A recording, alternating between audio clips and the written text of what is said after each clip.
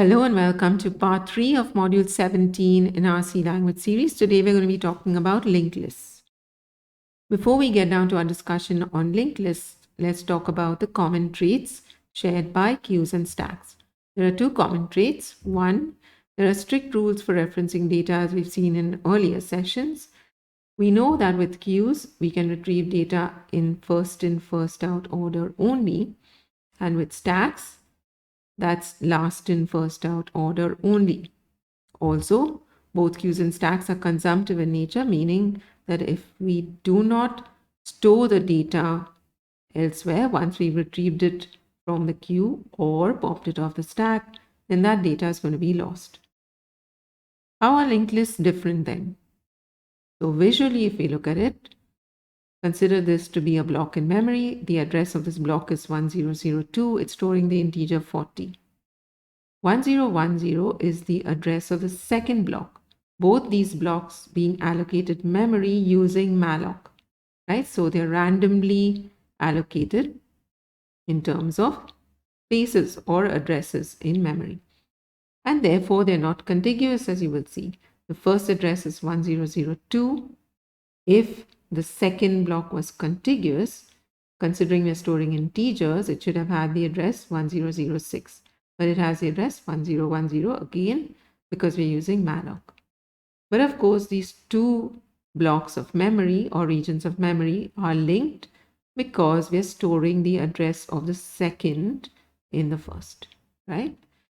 And so 2025, which is stored in the second memory region, would be the address of the third block. And those would be connected because of that. And also then 4500 is the address of the fourth block. And so those are connected as well. You can see in the last block of memory, the place where we would have stored an address for the next link in the list is null, right? And that's required for the last element in the list. Each of these regions would be referred to as a node, right? And so you could have 4 nodes like here, or you could have 10, you could have 20, right? So it's going to be different depending on how much data you require to be stored in memory. Where are linked lists used? They're used when we need to create arrays of unknown size in memory, right? Disk file storage of databases also, because linked lists allow for easy insertion and deletion of data. There are two types of linked lists. There's singly linked lists, which we'll talk about today, and there's doubly linked lists, which we'll talk about in the next session. So to summarize, a linked list is a dynamic data structure, dynamic because it can change its size during runtime, right? We could keep allocating memory depending on our needs. Also, it is a collection of nodes, right? Randomly placed in memory. Right? We spoke about how we're using malloc to allocate memory, and therefore memory allocated would be random. Now let's talk about singly linked lists. Each data item would contain a link to the next element in the list. The data item would usually be a structure that includes information fields, and one of those fields would be a pointer to the next link in the list, right? How do we build a singly linked list? Well, we could add each new item to the end of the list, as in append to the list, or we could add items in specific order, as in sorted order, right? So we're going to look at both these today. We're going to write code for each of these. So write some code. Accept data that includes first name and last name of employees. The program should allow for data of any number of employees to be entered, right? There's no sorting going to be done here. We'll do that later in the session. We're just creating a linked list in memory. So let's now go to code blocks and we can start a new file. And we start with hashtag include stdio.h and then hashtag include stdlib.h and hashtag include ctype.h. Now we have our structure, struct name, and The structure members will be char f name of 20 bytes or 20 characters and char l name also of 20. And now struct name star next would be the pointer to hold the address of the next element in the list. We'll use the variable full name, right, for that structure. Now our main function, and we're going to have this program as inline code in the sense that we're not going to break it up into functions. It's all going to be within main. Struct name star ptr and star last entry for the last element and first entry, which is also a pointer for the first element. Last entry should be initialized to null. This is important. And first entry as well. Right? We don't want trouble with pointers. And then we'll also have char reply while 1. So that's going to be our loop or infinite loop. And within that, we'll allocate memory. So ptr equal to struct name star, right? Because we want the memory to be allocated based on this template, right? So struct name star, and then we use malloc size of full name, right?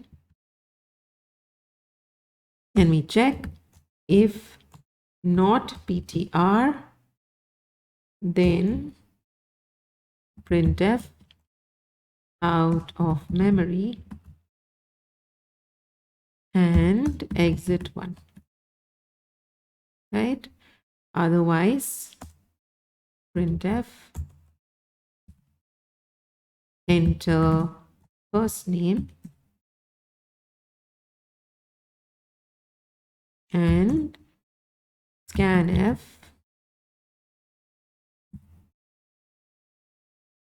comma ptr arrow operator f name, right? And then of course f flush to flush out standard input. Then printf enter last name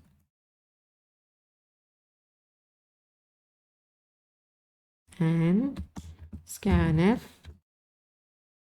%s comma ptr arrow operator l name, right? And f flush stdin. Once data has been entered, now we proceed to create our list. So if not last entry, which means if last entry is null, in other words, then we initialize last entry to ptr and also first entry to ptr, right? Otherwise, last entry next will be initialized to ptr, right? So if last entry is not null, then last entry next will hold the address of the element for which we've entered data, right? ptr next will be equal to null. That's important as well, right? Whatever we entered data for in terms of the element, that element's next pointer should have a null assigned to it, right? And then last entry equal to ptr. Then just printf anymore. You're asking the user essentially yes or no.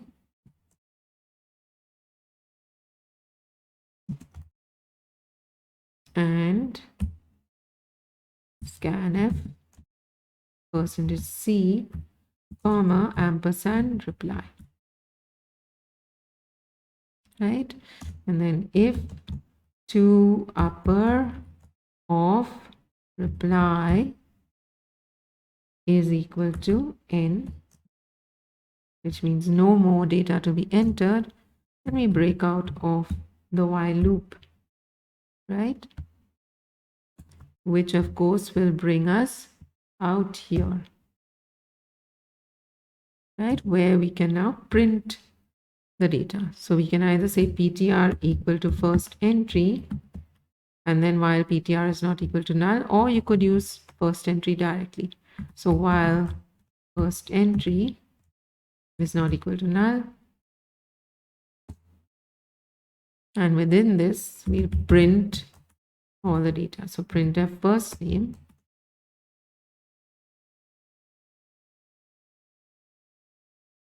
comma ptr arrow name, or rather f name,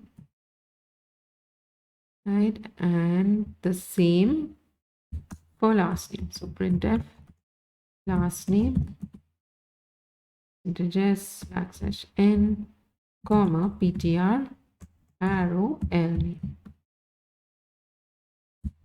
And then we've got to move first entry to the next address, right? So first entry equal to first entry next.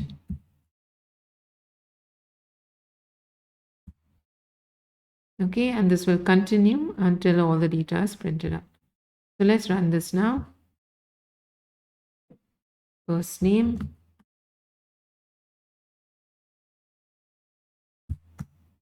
enter some more information.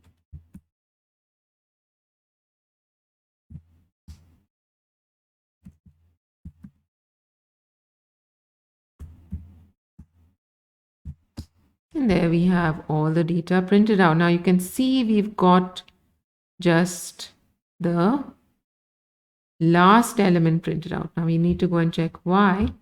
Now here we are saying while first entry, but here we are using ptr, and therefore we are getting that last element. So we should be saying here first entry. Okay. And now this should be okay. Now it should work fine. Let's run and check.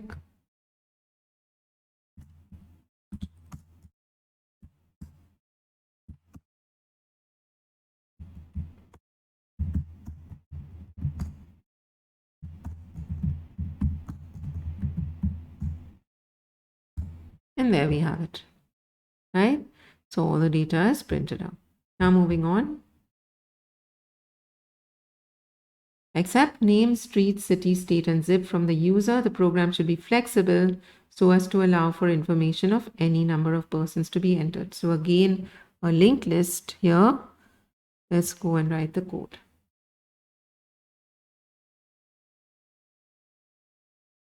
And here we have hashtag include stdio.h, and then hashtag include stdlib.h, and hashtag include ctype.h. Struct address, and that's going to have structure members, char name of 40, and char street of 40, and char city of 20, and char state of 3, and char zip of 10. And then of course struct address star next, which is a pointer to hold the address of the next element, right? Let's call this address info. And for this program, we are not going to have inline code like we did in the last time, where we had everything within main. we're going to break this up into functions. So one will be the main function, another will be the function to get the data from the user, the third will be the function to create the linked list, and the fourth to print. Okay, so we need some global variables here. Struct address star start for the first entry and star last for the last entry. Okay, and then the function struct address star get data.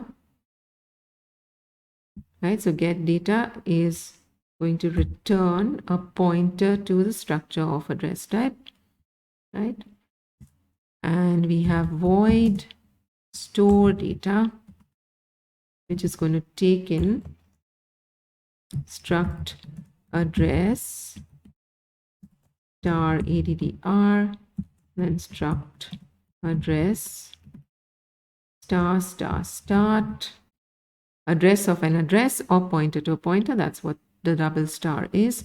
Struct address star star last, again a pointer to a pointer. Okay. Then we have void print list, just to print the linked list. No parameters for that function. Int main, and within main we'll have reply, and then we'll have start being initialized to null, as also last being initialized to null. Right, then struct address star ptr2, which we will now use in a loop. So while one, this is an infinite loop, and within that loop we'll use ptr2 to get the return value of get data, right, or to trap the return value from get data.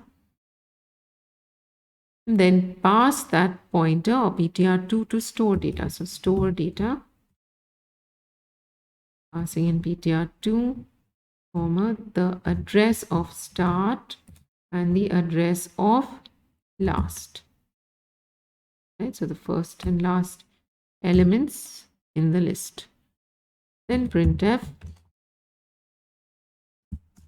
scanf %c, comma, ampersand reply. Then we check if to upper of reply is equal to n. Then we break out of the while loop, which brings us here, right? And here we will call print list. Right, so that completes main. Now let's write the code for get data. So struct address star get data, and here we'll have struct address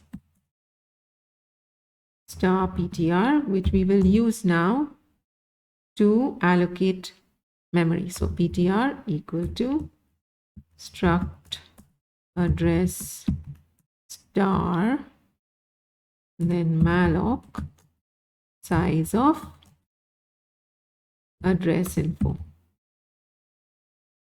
Right, that's the variable name we use. Then we check if not ptr, then printf out of memory and return to main. So return null. Okay, otherwise printf, and now we get the data from the user. So \n, enter name, and then scanf %s, comma, ptr arrow name, and flush stdin. And we do the same for the rest of the fields. Right, now once we've entered all the data, all we need to do is return PTR, right? And then that is going to be sent to store data, as you can see here, right? So now let's go ahead and write the code for store data. So void store data, parameters are struct address star addr, comma struct address star star start, and struct address star star last. And within this function, we'll check if star start, remember this is an address now, star start, because we have a pointer to a pointer. So if that is equal to null, then we'll have star start equal to addr. And this condition will be true when the list is empty, right? Else, if the list is not empty, if star start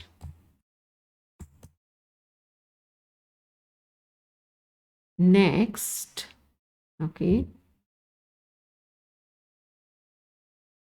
if that is equal to null, right, which means there is one element in the list, then we'll say star start next, okay,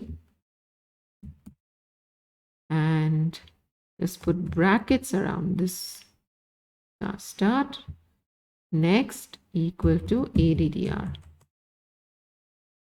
Okay, so essentially we are storing the address of the next element in the variable next, which is the pointer, of course, to the next element. Okay,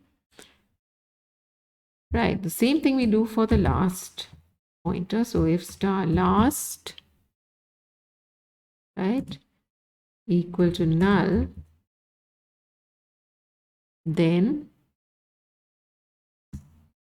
star last equal to addr, else, which means again the list is not empty, star last arrow next equal to addr. Now addr next equal to null. Note that for the else, only this statement will be executed. I'm just aligning the code, but these will be executed irrespective of the else, right? Address next, that is the current element that we're adding, we need to assign to next a null, and star last equal to addr, right? So that becomes the last entry. Okay, that completes store data. I hope that's clear. Now we'll have print list. So void print list and no parameters there. Within this, struct address star info. I'm using a pointer this time. You can use start itself if you like. I'm going to say info equal to start, and then while info not equal to null. And within this loop, we just print out all the information. So printf name %s, comma, info arrow name. Similarly, printf street,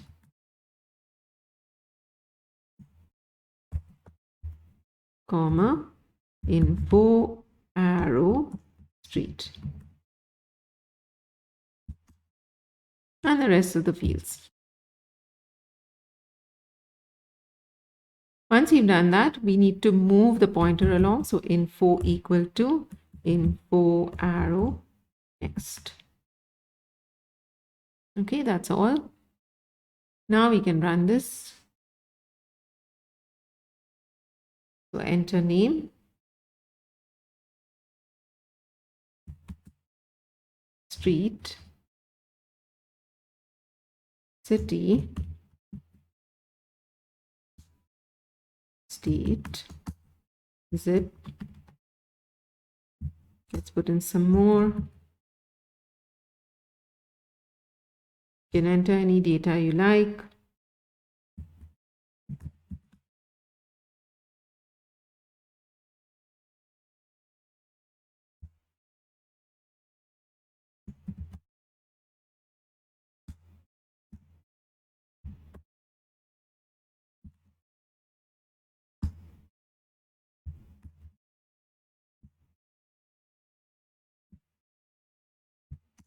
And there we have all the data printed out.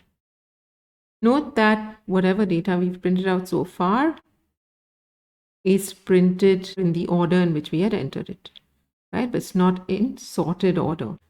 So now let's go ahead to the next part of our session, where we're going to modify the programs earlier written to print the data sorted now on the basis of first name in the first program. So we take that first program first, right? So come back to code blocks now and we start a new file. Right now, what you can do is you can just copy this entire first program that we had written earlier.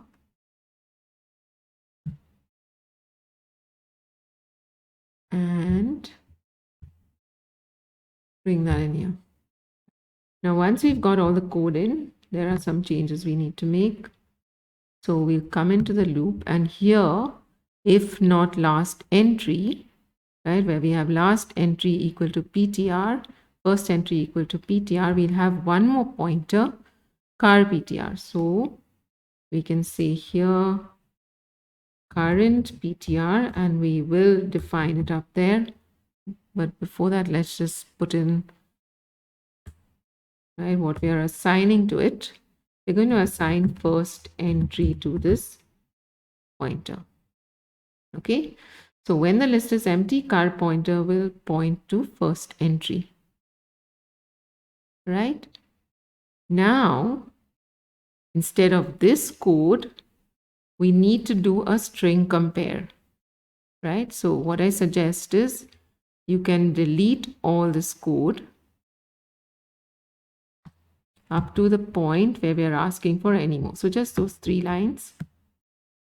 And just after this, you can say if strcmp current underscore ptr fname, right, comma ptr arrow fname, right?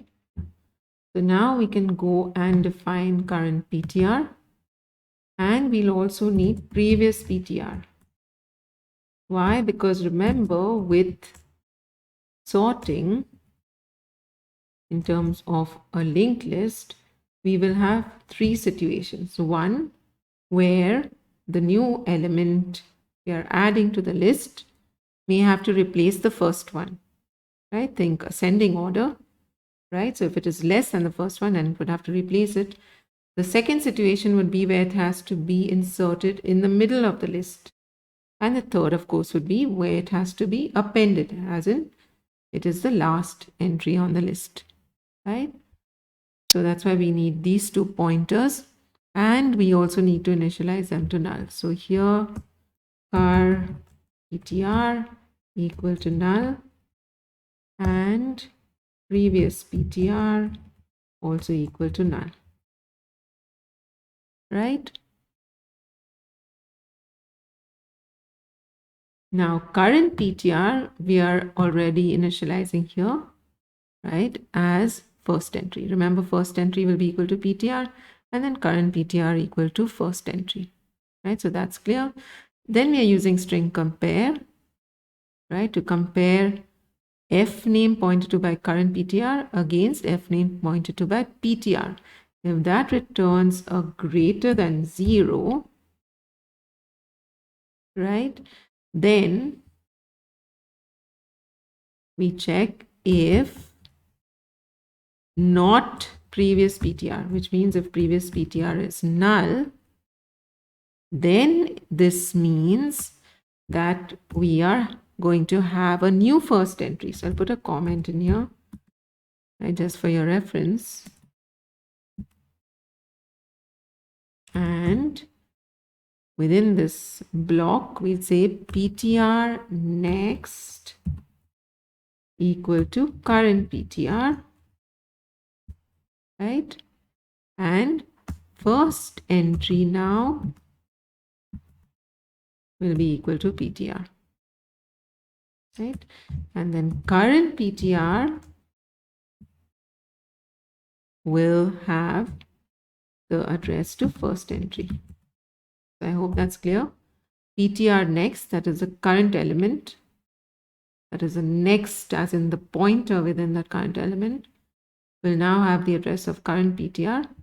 First entry will now have the address of PTR, and current PTR will now have the address of first entry. Right, so I hope that's clear. Else, which of course applies to this if, now we're talking about inserting in the middle. So insert in the middle.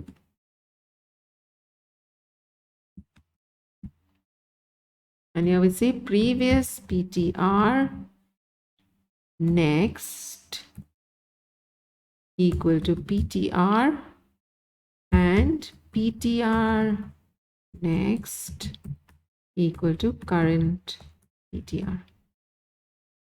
So here what we're doing is, if you think about it, we've got PTR, right? So something has to point to PTR and then PTR next has to point to something else, right? So previous PTR next will now point to PTR and PTR next will point to current PTR. Okay, so that's inserted in the middle. Else, right, so that will be out of this if now. We just attach it to the end. Okay, so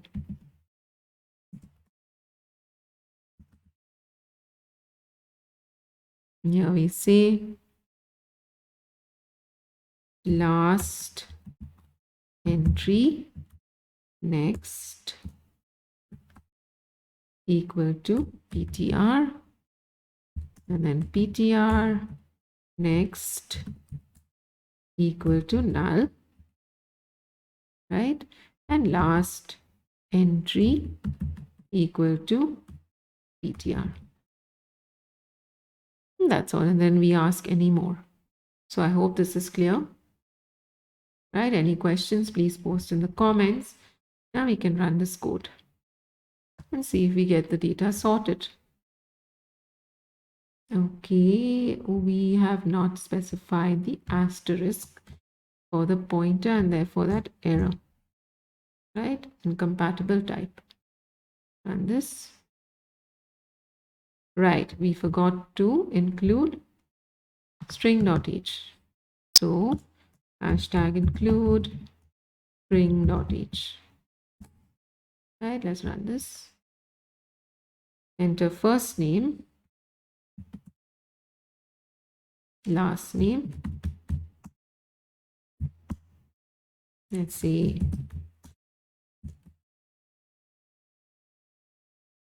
And let's enter one more.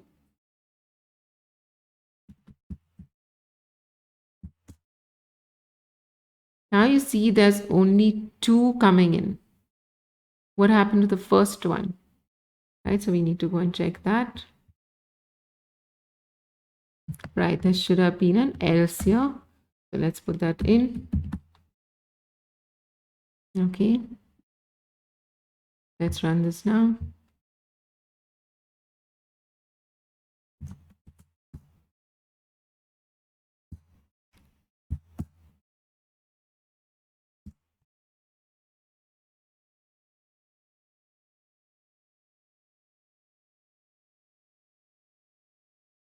And there we have it, right? So I hope you understood what the error was. We should only append to the end if these conditions are not met. There was no else there, and therefore we had that error, right? Now moving on.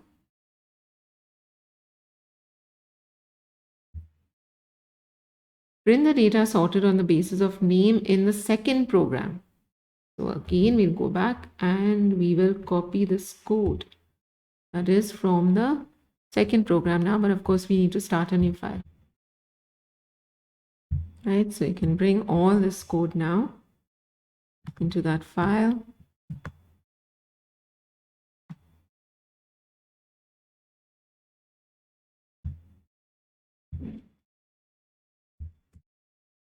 So now that we have the code in, we can make the changes, come to store data. Okay, but of course we also need current PTR and previous PTR. So we can have those defined within this function itself, right? So here we'll have struct address char car PTR or current PTR and previous PTR, right? Then we initialize current PTR to start, right? And previous PTR to null. Okay. Now you can delete this code.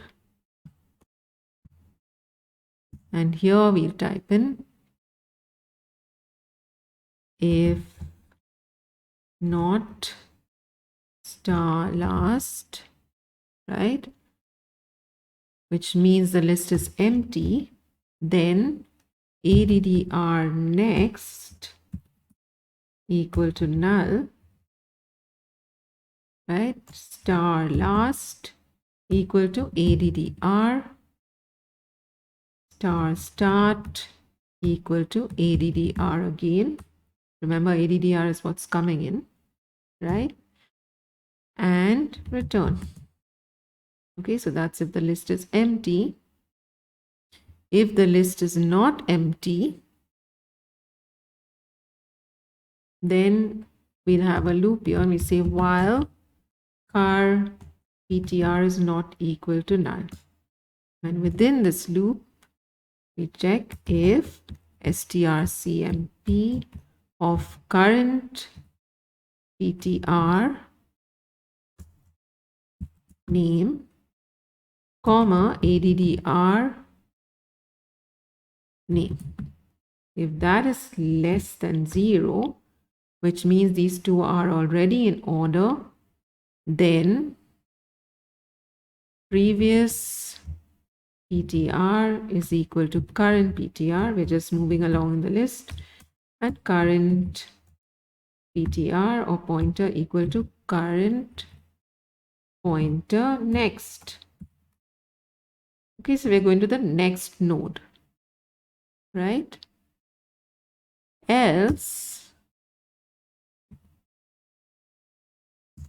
which means they're not in sorted order, we check if previous PTR is null, or rather not null. Then this means that we are adding in the middle or inserting in the middle, right? So previous PTR next equal to addr, and addr next equal to current PTR, right? So previous pointer will point to address and address will point to current. Again, return. Okay, so that's if it is inserted in the middle. Otherwise, right, addr next equal to current PTR. This is a new start or a new first entry, if you will. Start or start equal to ADDR and then return, right? Otherwise, we just append to the list. So star last, arrow next equal to ADDR and ADDR next equal to null, right? As I said, if you're appending, then address next should be null because that's the last entry in the list. And then star last equal to ADDR. Okay, and that's all. Right, so now we should have sorted data. We need to include string.h.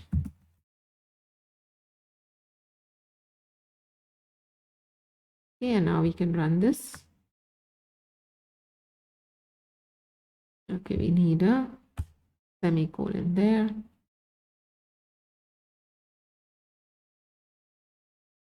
Okay, another semicolon missing there. Third semicolon. Right, run this. So now enter names.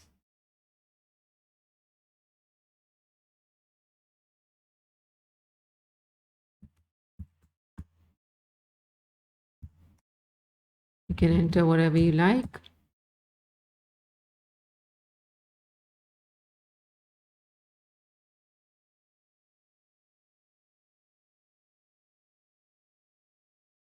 And now you can see the data is in sorted order, right? So I hope that's clear. This ends our session for today. In the next session, we will talk about doubly linked lists. So till then, take care, stay safe. Bye.